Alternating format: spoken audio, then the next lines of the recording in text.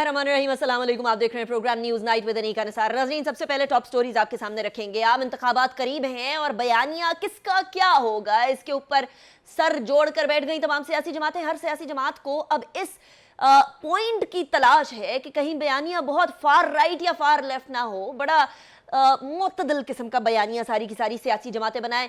ऐसा बयानिया किधर से ढूंढ के लाएंगे सारे, ये एक अहम सवाल है। दूसरे टॉप स्टोरी की तरफ जाएंगे, बात करेंगे हम कराची के हवाले से। और कराची के अंदर और सिंध के अंदर सियासत में हलचल जरूर नजर आ रही है, लेकिन उस हलचल की असल हकीकत और असल वजह तक पहुंचने की कोशिश करेंगे। मामला किस सिमत में बैठेंगे और कौन सी सियासी जमात किससे इल्हाक करेगी, ये वो सारे सवाल है जो आज के प्रोग्राम में हम डिस्कस करेंगे। हमारे दोनों मेहमानान का मैं तारुफ करवाऊंगी। सबसे पहले सेगमेंट में हमारे साथ मौजूद होंगे चौधरी शाफे हुसैन साहब, वाइस प्रेसिडेंट PMLQ हैं, उनसे बात करेंगे। दूसरे सेगमेंट में हम बात करेंगे हाफिज नईमुर रहमान साहब से, अमीर जमात इस्लामी कराची हैं। दोनों से बात करने से पहले, बाकायदा डिस्कशन की तरफ जाने से पहले, ये montage. As a caretaker government जितने भी पॉलिटिकल प्लेयर्स हैं कोशिश करेंगे कि निस्बतन ट्रांसपेरेंट रवैया और न्यूट्रल रवैया तमाम लीडरशिप के साथ रखें। धरना 6 अक्टूबर को इंशाल्लाह होगा और वो धरना है महंगाई, बिजली के बिल, पेट्रोल की कीमतें और ज़ाहिर है कराची के जो बड़े इशूज़ हैं उनके लिए। गवर्नर साहब इसमें अगर रोल अदा करेंगे और मसाइल को हल करवाएंगे तो हम अपना वहाँ का क़याम मुख्तसर कर देंगे, वरना आप बैठेंगे। मैंने पहले भी कहा था, जब जमात इस्लामी के दोस्त गवर्नर हाउस के करीब या बाहर आएंगे, पहले तो मैं इनसे कहूँगा गवर्नर हाउस के अंदर आइए। लेकिन अगर ये बाहर बैठने पे इसरार करेंगे, चाहे धरना किसी के भी खिलाफ हो, बिरयानी का मेरा वादा है, हलवे की फरमाइश करेंगे तो पूरा कर दूंगा। नाज़रीन, मुख्तलिफ सियासी जमातों ने अब ये सोचना शुरू कर दिया है कि जैसे ही इलेक्शन कमीशन पाकिस्तान ने बाकायदा तारीख का ऐलान कर दिया, तो अब जरा बयानिया भी सोच लिया जाए, मंशूर भी सोच लिया जाए। घिसे पिटे मंशूर और घिसे पिटे बयानियों के साथ सियासी जमातें हमेशा इंतखाबात में जाती नहीं, लेकिन अब वक्त तब्दील हो गया है। बयानिया भी तब्दील करना पड़ेगा और मंशूर भी तब्दील करना पड़ेगा। और मंशूर सिर्फ खाली जो है वो लफ्जी नहीं होना चाहिए, ज़मानी कलामी नहीं होना चाहिए, खानापुरी नहीं होना चाहिए, वाकई में मंशूर होना चाहिए जो कि आने वाले वक्तों के अंदर पाकिस्तान को एक सही सिमत दे सके। लेकिन क्या किसी भी सियासी जमात के अंदर वो अक्ल, वो दानिश, वो फोरसाइट है जिसकी वजह से वो मुल्क को एक ऐसा मंशूर दे पाए जो कि सिर्फ और सिर्फ घिसे पिटे बयानियों से अलग हो? इसके साथ साथ बयानिया क्या बनेगा, कौन सी जमात किसके साथ जुड़ेगी, ये एक सवाल उठने लग गया है। लेकिन इंतखाबात से पहले, क्योंकि अब ये मालूम तो हो गया कि 2024 के जनवरी के आखिरी हफ्ते के अंदर इंतखाबात मुतवक्के हैं, इलेक्शन कमीशन पाकिस्तान का ऐलान भी सामने आ गया। इसके बाद सियासी जमातों की कौन कौन सी किधर किधर तैयारियां हैं वो मैं आपके सामने रखूंगी। जमात इस्लामी ने तमाम हलकों पर अपने उम्मीदवारों का चुनाव मुकम्मल कर लिया है। पाकिस्तान पीपल्स पार्टी की उम्मीदवारों की फहरिस्त जो है वो 15 दिन के अंदर भिजवाने की हिदायत दे दी है। Not just that, Noon league का 1 अक्टूबर को जलसों के आगाज का फैसला हो चुका है। अब 21 अक्टूबर को नवाज शरीफ साहब आते हैं या नहीं आते, या वो बयानिया जो वो बनाना चाह रहे हैं और यहाँ PMLN बनाना चाह रही है, इसके अंदर बहुत ज्यादा फर्क है। क्या कौन सी जो बीज की सिमत है उसके ऊपर कौन आके ठहरेगा, ये एक अहम सवाल है। नॉट जस्ट दैट, MQM ने आइंदा इंतखाबात के लिए मुस्लिम लीग नून से इत्तेहाद की ख्वाहिश का इजहार कर दिया। पीपल्स पार्टी से बड़े तवील अरसे से इल्हाक इत्तेहाद करते करते गालिबन MQM तंग आ गई, थक गई और अब PMLN के साथ इल्हाक करने के लिए तैयार है। एटलीस्ट ख्वाहिश का इजहार जरूर कर रही है। और आपको पता है कि पाकिस्तान तहरीक इंसाफ की सारी टॉप टियर लीडरशिप इस वक्त जेलों में पड़ी हुई है।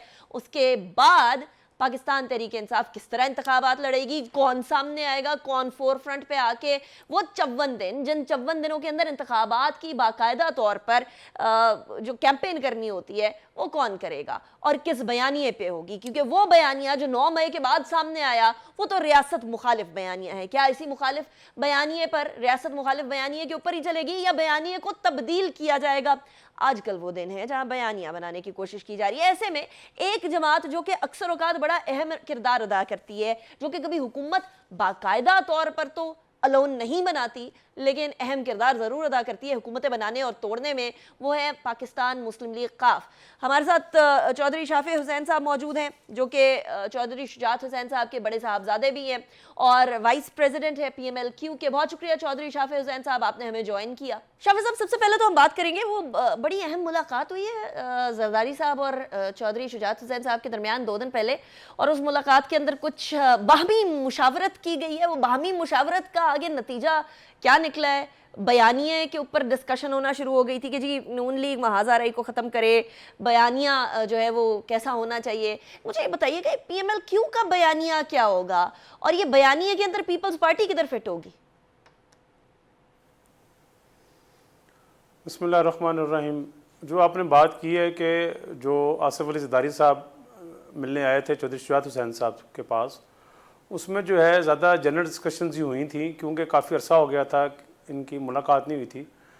तो एज जनरल डिस्कशंस के लिए वो आए थे कि आगे जो है इलेक्शंस के हवाले से कि कब तक होने हैं इलेक्शन, इनको क्या लगता है। और दूसरा ये था कि इकॉनमी के ऊपर बात हुई कि जी इकॉनमी के जो है काफ़ी हालात जो हैं बुरे हैं, तो उन इकॉनमी को सारों को मिल बैठ के जो है वो बेहतर करने की इकॉनमी को ज़रूरत है।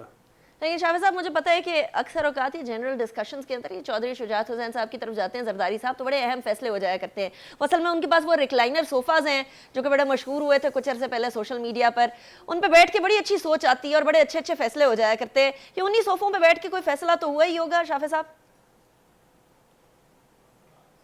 दरअसल इस बार वो इनक्लाइनर सोफ़े नहीं थे और नॉर्मल चेयर्स थी। अच्छा, तो इसकी कोई ख़ास वजह तो नहीं थी? फैसला सच मैं जैसे आपको बताया कि कोई मतलब कि काफ़ी अरसा हो गया था, मुलाकात नहीं हुई थी, तो उस हवाले से बस जनरल बात हुई। और ज़्यादा बात इस पर हुई है कि जो है इकॉनमी को जो है जिस तरह मतलब काफ़ी चीज़ें ऐसी थी कि की जा सकती हैं, और अभी भी अगर सारे मिल के बैठे हैं तो बजाय कि रोज़ाना पॉइंट स्कोरिंग करें सारे, तो इकॉनमी की बेहतरी की तरफ जो है ना बातें की जाए। सारे मिलके कौन टोटल कोई हार्डली कोई 20-25 मिनट सिर्फ मुलाकात हुई थी। अच्छा, मेरे उसमें चौधरी शुजात साहब थे। शाह साहब, I am sorry, I am cutting you short, लेकिन मेरी नज़र के सामने से गुजरा था 40 मिनट मुलाकात हुई है। लेकिन अभी आपने एक बड़ी अहम मुलाकात के हवाले से बात की है कि ये बात हुई कि सारे मिलकर बैठेंगे। सारे मिलकर बैठने में PMLN तो आ गई, पीपल्स पार्टी भी आ गई, PMLQ भी आ गई, क्या इसमें PTI का भी कोई ताल्लुक होगा? ये सारों में PTI भी शामिल है? सारों में सारी जमातों को जो है ना ज़रा मुल्क के बारे में सोचना चाहिए। जो भी हुकूमत आती है वो ये कहना शुरू कर देती है पहला 1 साल के जी ये पिछली हुकूमत के सारे ये कारनामे हैं, तो हमें इन चीज़ों से बाहर निकलना पड़ेगा। और आप ये देखेंगे हमारे जो हमसाया ममालिक हैं वो कहाँ से कहाँ वो पहुँच गए। हालांकि कहीं ऐसे भी ममालिक हैं जो आबादी से इलाके से एरिया वाइज हमारे से बड़े हैं, मगर उनकी इकॉनमी आज बेहतर है, इसलिए कि उनका फोकस जो है वो पहले मुल्क है। मगर यहाँ पर जो है आपको पता है कि अक्सर सियासतदान जो है पाकिस्तान में वो जिस दिन कोई मिनिस्ट्री लेता है या जिस दिन कुर्सी पर बैठते हैं वो सिर्फ अपना सोचते हैं और अपनी जेब का सोचते हैं। तो इस चीज़ को जो है ना ख़त्म होना बड़ा ज़रूरी है। अच्छा, ये जो कुर्सी वाली बात की है शाफे साहब आपने, वो कुर्सी पे मैं आऊँगी यकीनन कि आपके ख़ानदान में किस किस के पास कुर्सी रही, लेकिन उससे पहले ज़रा मुझे ये बता दीजिएगा कि अब कुर्सी की बात हो ही रही है तो आप भी किसी पोजीशन के लिए किसी हलके से कोई इंतखाबात लड़ रहे हैं या नहीं लड़ रहे? बड़े अरसे से आपके बारे में बड़ा सवाल होता है कि आपने नहीं कोई इंतखाबात लड़े, आपके ख़ानदान से कितने लोग मुन्ने सिलाई भी आ गए, आपके अपने भाई भी आ गए, लेकिन आप जो है वो नहीं कभी किसी इंतखाब में आए, इसकी क्या वजह है? मैं बेसिकली 2004 से ऑन ग्राउंड पॉलिटिक्स में हूँ। इवन 2008 में भी और पहले भी प्लान था इलेक्शन को टेस्ट करने का, मगर बस कुछ 1-2 अफराद की तरफ से ये कह दिया जाता था कि नेक्स्ट टाइम बेहतर है कि कॉन्टेस्ट कर लिया जाए। और ऑन ग्राउंड पॉलिटिक्स में जैसे मैंने बताया आपको काफ़ी अरसे से हूँ, और अब जो अपकमिंग जनरल इलेक्शंस आ रहे हैं इसमें मेरा अपना भी पूरा प्लान है और पूरी मैं तैयारी भी कर रहा हूँ MPA के लिए कॉन्टेस्ट करने के लिए। नहीं, लेकिन शाफे साहब आपने कहा कि 1-2 लोग हमेशा कह देते थे कि आप इंतखाबात अभी ना लड़ें। आपके अपने कज़न पिछली काबीना में मौजूद थे, क्या मुन्नस इलाही और परवेज़ इलाही साहब थे जो कि आपको इंतखाबात नहीं लड़ने दे रहे थे? क्या आपस की चपकलिश इस कदर थी कि वो ये चाहते भी नहीं थे कि आप इंतखाबात भी ना लड़ें? शुजात साहब का तो हमेशा दिल था कि आना चाहिए, और वो कहते भी रहे थे कि अभी भी कहते हैं कि इंशाल्लाह मौका मिलेगा। मगर वो आपकी बात ठीक है, हमारे ख़ानदान में रिफ्ट जो है वो काफ़ी सालों से रही है। हालांकि सियासी ख़ानदान जो है वो इकट्ठे मिल के चले तो बेहतर रहता है, मगर ऐसा जो है वो काफ़ी सालों से नहीं हो रहा था। तो मैंने सही कहा कि परवेज़ इलाही साहब और मुन्नस इलाही साहब आपके इंतखाबात में रखना थे? बिल्कुल बिल्कुल सही बात है, इसमें कोई और हकीकत यही है, रियलिटी यही है। अच्छा, आपने फरमाया कि ख़ानदानों को इकट्ठे मिलकर चलना चाहिए, सियासी ख़ानदान इकट्ठे ही आगे बढ़ते हैं, लेकिन अब तो इकट्ठे नहीं रहे, अब तो काफ़ी शराजा बिखर गया आपके सियासी ख़ानदान की सियासत का भी और सियासी ख़ानदान का भी।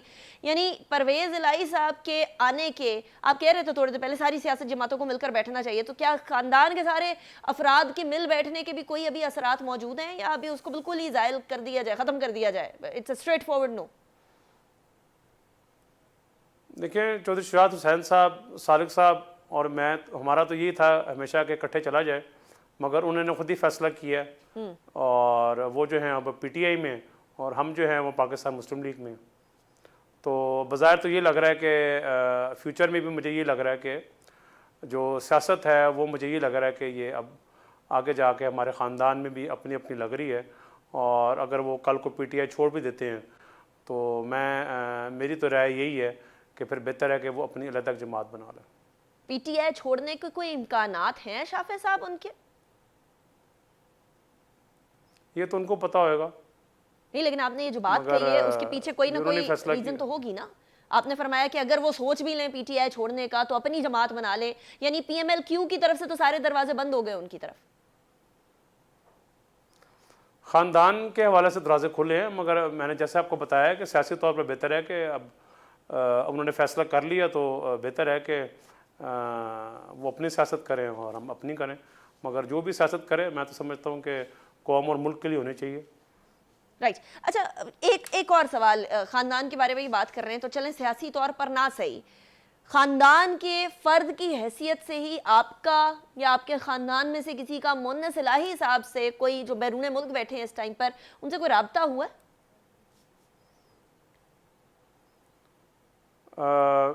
हमारी तरफ से हमारा तो कोई राब्ता नहीं है पिछले मेरे हमने 2-2.5 सालों से। मतलब टॉकिंग टर्म्स पे भी नहीं है आप? टॉकिंग टर्म्स पे भी नहीं है, बिल्कुल नहीं। वेरी इंटरेस्टिंग, वेरी इंटरेस्टिंग, किसी किस्म का टेलीफोन पे भी कोई राब्ता नहीं है। Very interesting. अच्छा, अब हम वापस ज़रा बयानिए की तरफ आते हैं। ये मुलाकात के अंदर आइंदा इंतखाबी बयानिए पर भी बातचीत हुई है, ये ज़राए ने बताया। अब ये बयानिया होगा क्या? क्योंकि इस टाइम पर बहुत सारी सियासी जमातें बयानिया बिल्ड करने के लिए तगोदो करती हुई हमें ज़रूर नज़र आ रही हैं कि बयानिया ऐसा ना हो कि वो एंटाई स्टेट हो, बयानिया ऐसा भी ना हो कि वो बिल्कुल अपीजमेंट का हो, को बीच का बयानिया ढूंढने की कोशिश कर रही है। पीएमएल-क्यू का बयानिया क्या होगा? क्या बयानिया लेकर आगे इंतखाबात में जाने का इरादा है? आजकल आपको पता है कि हर कोई जो है वो अभी इसी में ही है कि बयानिया क्या बनाना है। इंशाल्लाह हमारा पाकिस्तान मुस्लिम लीग का जो है वो यही है कि महंगाई के ऊपर जो है आवाज़ उठाई जाए और सलूशंस बताए जाएं कि लोकल सतह के ऊपर महंगाई जो है वो किस तरह कम हो सकती है। इवन पंजाब लेवल पर मार्केट कमेटीज़ को जो है वो उनको फाल करने की अच्छे प्रॉपर तरीके से जो है उनको चलाने की ज़रूरत है। इसलिए कि अक्सर कोई किसान अगर किसी को बाहर बाज़ार में कोई चीज़ सेल करता है, फॉर एग्ज़ाम्पल अगर वो 80 रुपये की सेल करता है तो मार्केट में 150 रुपये की वो चीज़ बिक्री है, तो इसमें मिडिल मैन जो है वो काफ़ी इससे मुनाफा ले जाता है, जिसकी वजह से जो मार्केट कमेटीज हैं उनको फाल करने की ज़रूरत है। अनफॉर्चुनेट बात यूथ के लिए हम जो है इंशाल्लाह, मैं यूथ पे आती हूँ, लेकिन sorry I am cutting you short. ये महंगाई को खत्म करने वाला बयानिया जो है ना, और ये मंशूर का हिस्सा, ये हम लोग बहुत 70-72 सालों से देख रहे हैं, 75 सालों से देख रहे हैं, लेकिन अनफॉर्चुनेटली इसको कोई खत्म नहीं कर पा रहा। पिछली हुकूमत आई, उन्होंने कहा कि जी हम लोग महंगाई को खत्म करेंगे, पीटीआई ने बहुत महंगाई कर दी, वो उससे भी डबल हो गई। पीटीआई आई थी, पिछली हुकूमतों की महंगाई को खत्म करने आई थी, वो उस टाइम की हुकूमतों की महंगाई से डबल हो गई। तो ये वाला मामला पता नहीं अवाम अब इसको यकीन करेंगे या नहीं करेंगे, कुछ नया ट्विस्ट नहीं होना चाहिए? जी खाली ये नहीं है ना, इसके साथ साथ जो है इसके साथ IMF भी इन्वॉल्व है, तो वो भी अवाम को बताने की ज़रूरत पड़ेगी कि जितना जल्दी हो सके, जिस तरह प्राइवेटाइजेशन की तरफ बात चल रही है, जिस तरह कतर एयरवेज़ का प्लान है 51% PI को लेने का, उस तरह ही आगे और भी जो हमारे कौमी जो अदारे हैं उनको जो लॉसेस में हैं उनको जो है सेल करने की जो बात चल रही है, उनसे जो पैसे आते हैं वो आप IMF को के लोन उतारने में जो है वो दिए जाएं, ताकि IMF का लोन जितना जल्दी कम होएगा तो जो IMF की तरफ से जो सख्त कंडीशंस लगी हुई हैं, हर 2 महीने बाद बिजली के रेट बढ़ाने के, गैस के रेट बढ़ाने के, वो चीज़ें जो हैं वो ख़त्म हो जाएंगी। राइट, चलिए मुझे ब्रेक की तरफ जाने दीजिएगा, ब्रेक के बाद वापस और आते हैं, जितना- उसके बाद फिर बात को कंटिन्यू करेंगे। स्पेशली पंजाब में बैठे हैं, पंजाब की सियासत है, पंजाब की सियासत सबसे ज़्यादा अहम है इस टाइम पर, तो करप्शन की बात कैसे ना है, ब्रेक के बाद।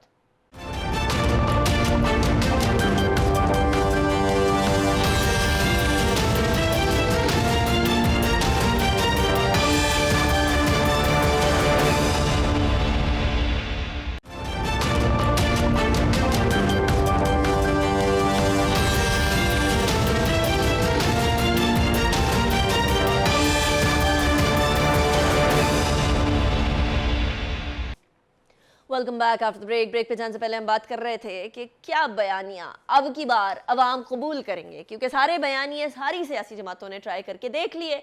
एक बयानिया बड़ा हिट हुआ था पिछले दिनों, पिछले एक दहाई के अंदर, पाकिस्तान तहरीक इंसाफ का शाफे साहब, वो बयानिया था करप्शन के खिलाफ। लेकिन अनफॉर्चुनेटली करप्शन उनके ज़माने में भी दबा कर हुई है, और जिस सूबे में आप बैठे हैं या जिस सूबे के अंदर सबसे ज़्यादा आप सियासत करते हैं पंजाब की, उसमें अच्छी खासी करप्शन उधर भी हुई। इस सारी करप्शन में नाम आया उन लोगों का भी जो आपके खानदान से ताल्लुक रखते हैं और जो पाकिस्तान तहरीक इंसाफ में जा चुके हैं। I will not name them, people know them, you know them, I know them, नाम लेने की ज़रूरत नहीं है।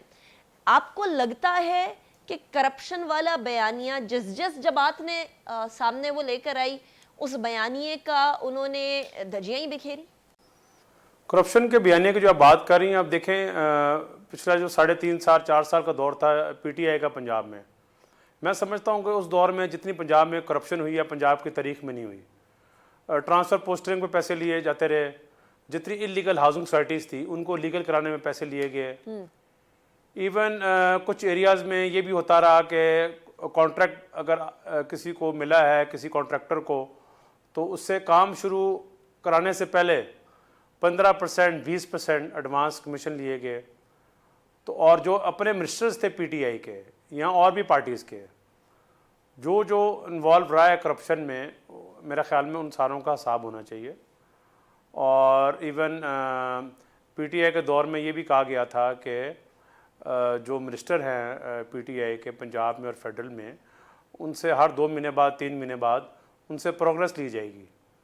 तो वो उस प्रोग्रेस की मीटिंग तो सिर्फ एक बार ही हुई थी, उसके बाद तो किसी ने कुछ पूछा भी नहीं कि उन मिनिस्ट्रीज़ में क्या हो रहा है।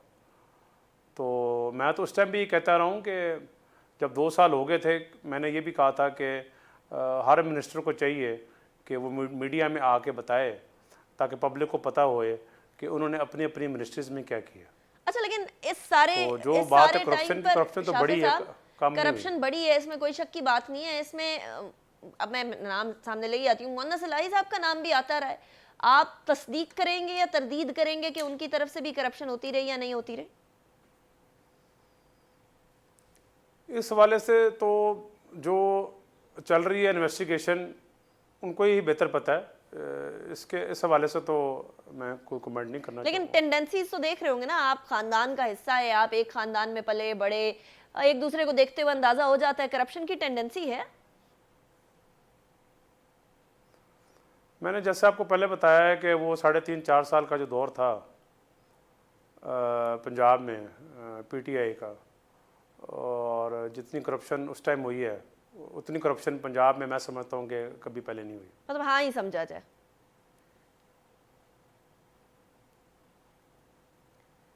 उस्मान बुज़दार साहब के साथ कोई कोलैबोरेशन के अंदर करप्शन की खबरें भी आई हैं, आपको पता ही है शाफे साहब। और वो जो पंजाब की करप्शन थी वो इस तरह की थी जिसके हवाले से अभी केसेस चल रहे हैं। आपकी नज़र में क्या वो लोग जो बाहर बैठे हैं उनको खुद आ जाना चाहिए या लेकर लाना चाहिए उनको, चाहे वो पीएमएलएन के हों, चाहे वो पीटीआई के हों, चाहे वो पीपल्स पार्टी के हों, जिन जिन के खिलाफ करप्शन के इल्ज़ामात हैं, और अब तो वापस नैब के केसेस भी चलना शुरू हो गए हैं। तो ऐसी सूरत हाल में आप कोई इन करप्शन के केसेस में पेशरफ देख रहे हैं या बस अल्लाह हाफिज़? जो अब दोबारा केसेस खुले हैं, मेरे तो ख्याल में कि इनका पहले ही फैसले हो जाने चाहिए थे, और ये तो मुझे लग रहा है कि शायद कुछ का फैसला हो जाए और कुछ शायद इसी तरह ही प्रोलॉन्ग होते रहें। मुझे तो बाजार ये लग रहा। ये कुछ जिनका फैसला हो जाएगा ये किन के बारे में होंगे और जिनका फैसला नहीं होगा वो किन के बारे में होंगे, क्योंकि बड़ी डूबियस सी स्टेटमेंट है। आपकी स्टेटमेंट से लोग ऐसा तासुर लेंगे कि पीटीआई वाले करप्शन के केसेस हल हो जाएंगे और दूसरे वाले नहीं होंगे। नहीं, मेरा ये मतलब है कहने का कि चाहे कोई भी पार्टी है, हर किसी के केसेस जो हैं वो मेरिट पर होने चाहिए, और जो एक केसेस का जो प्रोसेस है उसको ज़रा फास्ट लेन करके कर देना चाहिए, ताकि मुल्क जो है इन्हीं चीज़ों में ना चलता रहे। हमें जो है आगे बढ़ना चाहिए, मुल्क का सोचना चाहिए कि आगे जाके चीज़ों को किस तरह बेहतर करना है। और केसेस जैसे मैंने बताया आपको कि 100% जो है मेरिट भी होने चाहिए। ठीक, अच्छा ये बताइएगा कि इंतखाबात के बाद आप ऑब्वियसली अपनी नशस्तों के ऊपर जो इंतखाबात जीते, बाकी जमातें जीती, किस किस जमात से इल्हाक करने को तैयार है PMLQ इस टाइम पर? चौधरी शुजात हुसैन साहब से आपकी डिस्कशन यकीनन होती होगी, क्या फैसला हुआ अब तक? उसमें जब शहबाज शरीफ साहब लास्ट आए थे इधर शुजात साहब से मिलने, तो उन्होंने कहा था कि उन्होंने कमेटी बना दी है और वो कमेटी ही डील करेगी हमारे कमेटी के लोगों से ऑन सीट एडजस्टमेंट। और जहाँ पर जिस हल्के में सीट एडजस्टमेंट नहीं होगी वहाँ पर ऑब्वियसली ओपन इलेक्शन होएगा, और कुछ हल्के हैं जहाँ पर है चांस सीट एडजस्टमेंट का, तो वो बैठ के ही फाइनल होएगा, मगर उसके ऊपर जो है अभी तक कोई मीटिंग नहीं हुई।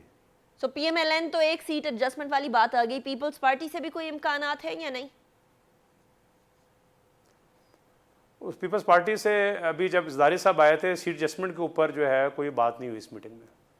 राइट, चौधरी शाफी हुसैन साहब बहुत शुक्रिया आपने ज्वाइन किया। Was a pleasure having you in the show. Break की तरफ जाएंगे, ब्रेक के बाद बात करेंगे अमीर जमाते इस्लामी कराची हाफिज नईमुर रहमान साहब हमारे साथ मौजूद होंगे। मुल्क की सियासत की बात कर रहे हैं, कुछ सूबाई और कराची की सियासत की तरफ भी बढ़ेंगे एक ब्रेक के बाद।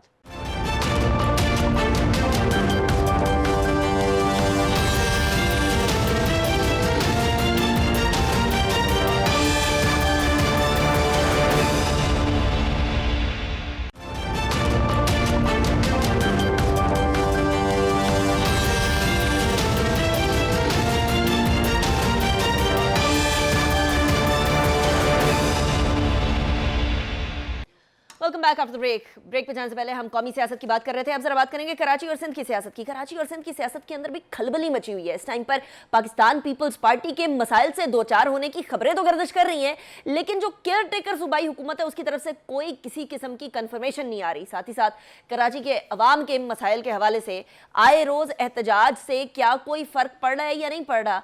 एक बार फिर जमात इस्लामी ने 6 अक्टूबर को एहतजाज की कॉल तो दे दी है, लेकिन वो एहतजाज अब होगा या नहीं होगा, मैं सवाल क्यों उठा रही हूँ? इसलिए क्योंकि ज़ाहिर जमात इस्लामी और गवर्नर सिंध के दरमियान कुछ शिकवा जवाब शिकवा चल रहा था। इसी के बारे में बात करेंगे। हाफिज नईमुर रहमान साहब हमारे साथ मौजूद हैं, अमीर जमात इस्लामी कराची हैं। बहुत शुक्रिया हाफिज साहब, आपने हमें ज्वाइन किया। हाफिज साहब, 15 सितंबर को बात होती है आपकी तरफ से कि जी MQM भत्ता लेती रही है, उसके बाद फिर कामरान टसोरी साहब की तरफ से स्टेटमेंट आ जाती है, बड़ी सख्त स्टेटमेंट आती है कि देखें हाफिज नईमुर रहमान साहब मेयर नहीं बने हैं, इसकी वजह से अब वो हर मामले के अंदर मसाइल खड़े कर रहे हैं। मामला आगे पीछे चलता रहता है, स्टेटमेंट्स चलती रहती हैं, उसके बाद आप उनको दावत देते हैं, वो दावत कबूल करते हैं और उसके बाद वो कहते हैं कि देखा मुझे तो पता था इतना लंबा मसला नहीं चलेगा। मसला वाकई में हल हो गया है या मसला हल नहीं हुआ? और क्या उस मसले का अक्टूबर 6 के एहतजाज पे कोई फ़र्क पड़ेगा या वो अभी भी ऑन है? नहीं, इसका धरने से कोई ताल्लुक़ नहीं है। धरना तो हमें देना है और ज़ाहिर है वो तो पब्लिक इश्यूज़ पर है और उसका ताल्लुक़ बिजली से है, उसका ताल्लुक़ पेट्रोल की कीमतों से है। आज भी बिजली का बम गिराया है, हुकूमत तो कहीं रुकने का नाम ही नहीं ले रही जब तक अवामी दबाव नहीं होगा। और चूँकि गवर्नर वफाक की अलामत होते हैं तो जाहिर सी बात है कि CM हाउस पे या गवर्नर हाउस पे धरना होता है वो हमारा हुकूमत और के ख़िलाफ़ एक हमारा जो है वो पूरा मैसेज होता है कि हम मुज़ाहमत कर रहे हैं, हम एहतजाज कर रहे हैं, अपना जमहूरी हक़ इस्तेमाल कर रहे हैं, तो वो तो होगा, उस पर एतराज़ उनको है भी नहीं मेरा ख्याल है। जो मसला था एतराज़ का वो सिर्फ इतना था कि एक पार्क जो कि पार्क नहीं बल्कि ग्राउंड है, उस ग्राउंड के ऊपर जो टाउन्स के तहत आता है और जमात इस्लामी वहाँ से टाउन जीती हुई है, उसका चेयरमैन है, तो हुआ ये था कि गवर्नर साहब उसका इफ्तिताह करने आ रहे थे, तो मैंने उनसे कहा था कि आप डायरेक्ट ना आएँ और जो साहब साथ आ रहे थे वो MQM के थे और उन्होंने उसको ठेके पे लिया था, जिस 2012 में उनको दे दिया गया था। सुप्रीम कोर्ट का फैसला आने के बाद वो कलअदम हो गया। अब ये ग्राउंड बनाना है टाउन्स को, दरमियान में इस ग्राउंड के ऊपर एक इदारा है, उसके तो पूरा प्लांट जो क्रशिंग प्लांट होता है या आप उसको कह लें कि बैचिंग प्लांट, वो था जिसके नतीजे में अहले मोहल्ला शदीद अजियत में थे, उनको डस्ट आती थी। हमने पूरी तहरीक चलाई थी, मैं खुद उसमें शरीक हुआ था। कोर्ट में जाकर हमने स्टे लिया, फिर उसके बाद उसको खाली करवाया।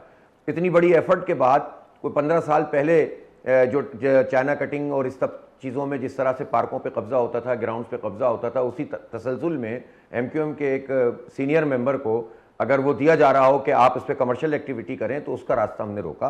वो चूंकि पहले ही सुप्रीम कोर्ट का फैसला आ चुका है और उस फैसले की रोशनी में वो कलअदम हो गई हैं सारी चीज़ें, तो हमारा मौक़िफ़ ये था। गवर्नर साहब की मालूमात इस हवाले से पूरी नहीं थी। जब हमने उनको सारे कागजात एक्सचेंज किए, बातचीत की, तो ये मसला तो रिजॉल्व हो गया। लेकिन आपको ये बात मालूम है कि जमहूरी और सियासी अमल में इख्तलाफ करना, अपने हक़ की आवाज़ बुलंद करना, चाहे उसका किसी भी पार्टी के खिलाफ हो जाता हो, हुकूमत के खिलाफ जाता हो, तो उसका हक़ हमें हासिल है।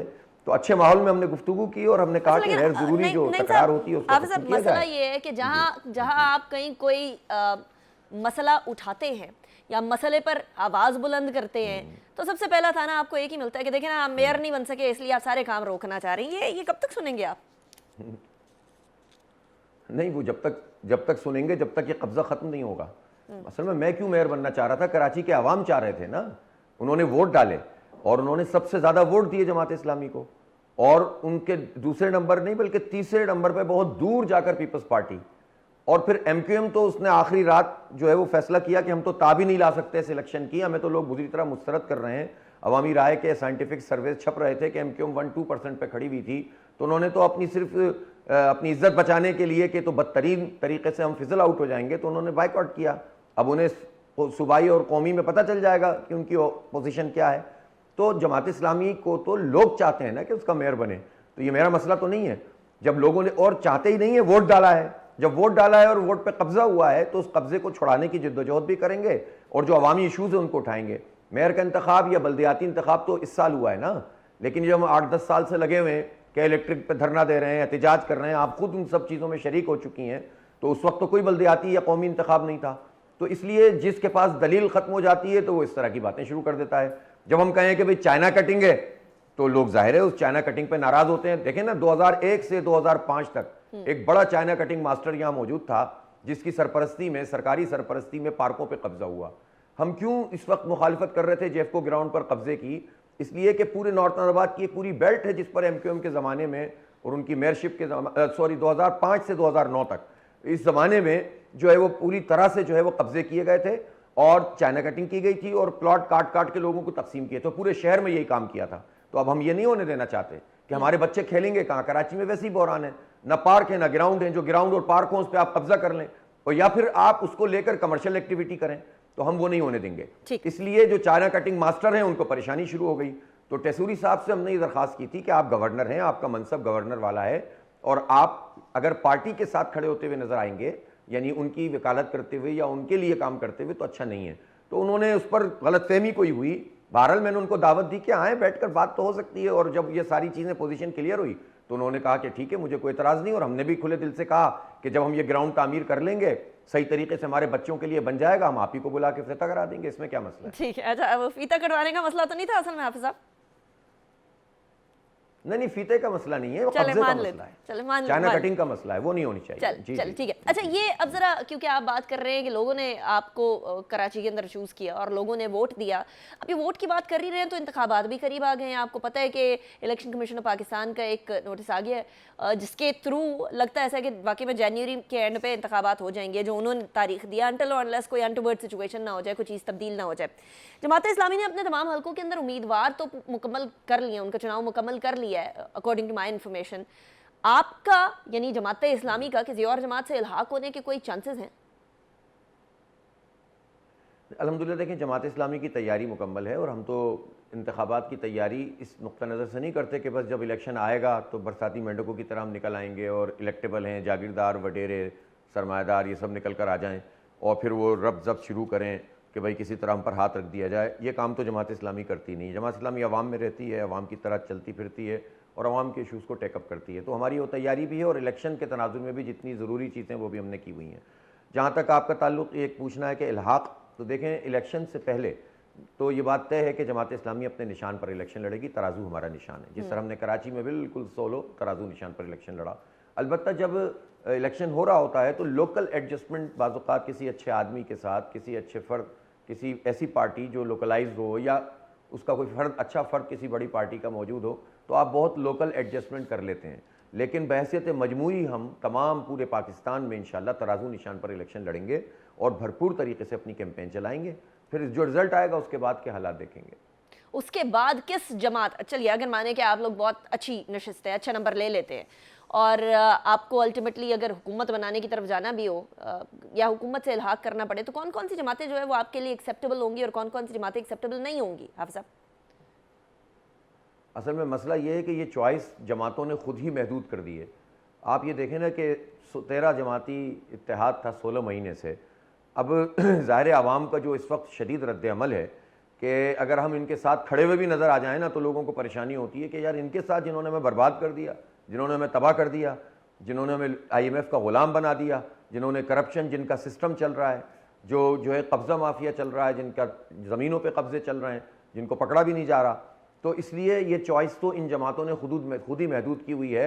हम तो कम अज़ कम मैं कराची में बल्कि सूबा सिंध के हवाले से बात कहना चाहता हूँ कि अब जमात इस्लामी जिस स्ट्रेटजी पर है, अल्लाह ने चाहा तो इस सारी गलत मरदमशुमारी के बावजूद और हल्काबंदियों में जो डंडी मारी जाती है उसके बावजूद हम बहुत कॉन्फिडेंट हैं कि हम इतने नंबर हासिल करेंगे कि जमात इस्लामी हुकूमत बनाएगी और बहुत भरपूर तरीके से अपने सिंध के अवाम की नुमाइंदगी करेगी इंशाअल्लाह ताला।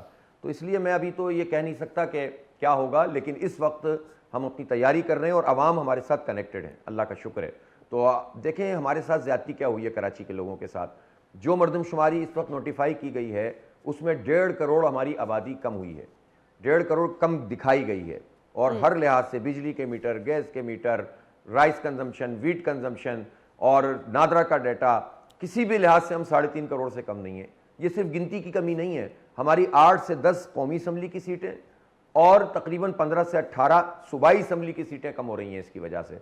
ये इतनी बड़ी ज्यादती है जो की किसने है, MQM, पीपल्स पार्टी, नून लीग, JUI और जितना भी इनका इत्तेहाद था, इन सब ने मिलकर चुरा सारी जमातों का जो मौजूदगी है सिंध के अंदर वो इतनी ज्यादा स्ट्रांग है कि आप इन सबसे टक्कर लेके कैसे चलेंगे? अकेली क्या जमात इस्लामी आ जाएगी हुकूमत के अंदर?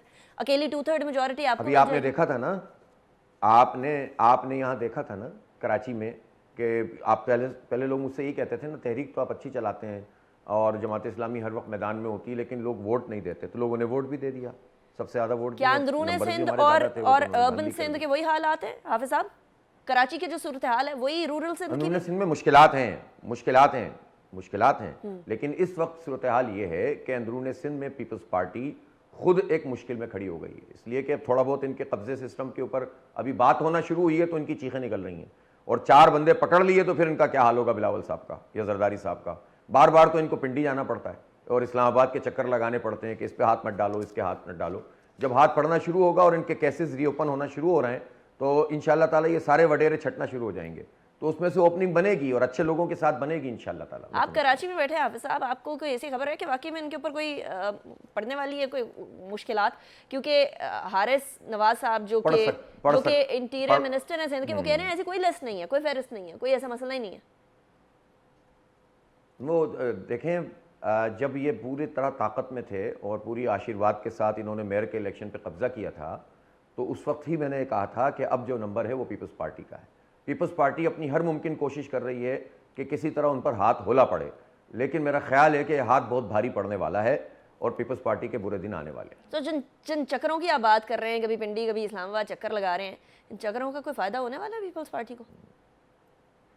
मुश्किल होगा इनको, ये फंसेंगे इस दफा इंशाल्लाह। MQM और ये क्या फंसेंगे, हम बचेंगे, अवाम को निजात मिलेगी अगर ये फंसेंगे, क्योंकि अब तक तो अवाम को फंसाते हैं और खुद अय्याशियां करते हैं। अब इनको पता तो चले ना कि इन्होंने जो कुछ लूटा है, इनको जरा झाड़ेंगे ना और निचोड़ेंगे तो डॉलर निकलेंगे हमारे टैक्सों के पैसे, इन जालिमों वडेरों के पैसे जब पास से निकलेंगे ना, तब अवाम को निजात मिलेगी। MQM का भी यही हाल होगा हाफिज साहब? MQM तो देखें तकरीबन जो है ना, अब ये तो इलेक्शन लड़ेंगे तो इनको खुद पता चल जाएगा, मैं बड़ी बात नहीं करता। MQM की तरफ लोगों का रुझान अब नहीं है। अब कितना लोग देखेंगे, आपने कोई एक काम लोगों का नहीं किया, पूरी हमारी कराची को तबाह करके रख दिया आपने, हमेशा वडेरों के हाथों में बेचा, हमारी गिनती पे सौदेबाजी की, हमारी हर चीज़ पर सौदेबाजी की, अपनी वजारतें पकड़ते रहे, अपनी गवर्नरशिप, अपनी वजारतें, अपने एडमिनिस्ट्रेटरशिप, अपने अल्ले तल्ले ये डेवलप होते चले गए, अवाम बर्बाद होते चले गए, तो कराची के नौजवान क्या आप एमक्यूएम की तरफ देखेंगे? सवाल ही पैदा नहीं होता। Right, thank you very much Hafiz Naeem Rahman sahab, आपने हमें ज्वाइन किया। इससे पहले चौधरी शाफी हुसैन साहब हमारे साथ मौजूद थे। मुल्की और सूबाई सियासत की सूरत हाल आपके सामने रखे हैं। एक बात बड़ी तय है और बड़ी वाज़ेह हो गई है कि जमात इस्लामी को इस बात का यकीन ज़रूर है कि पीपल्स पार्टी पर बड़ा भारी हाथ पड़ने वाला है और मामलात उनके लिए सही नहीं होंगे। और ज़ाहिर है जो इस्तराब पाया जाता है, where there is smoke there is definitely fire, वो हो सकता है इस्तराब भी इसी वजह से हो, चाहे हमें सूबाई हुकूमत की वजह से बारहा ये यकीन दहानी कराई जा रही हो कि मामलात गड़बड़ नहीं है। लेकिन आने वाला वक्त बताएगा। बहुत ही जल्द इंतखाबात करीब है और कौन सी जमात कितनी तैयार होगी, किसके साथ इल्हाक होगा, ये बड़ी इंटरेस्टिंग सिचुएशन अनफोल्ड होगी, डेवलप होगी। कुछ ऐसी स्टोरीज हैं जो कि आपके सामने आने वाले दिनों में रखूंगी। Will be very very big breaking stories in the coming few days. Anika Nisar को इजाज़त दीजिएगा, अपना बहुत ख्याल रखिएगा। अल्लाह हाफ़िज़।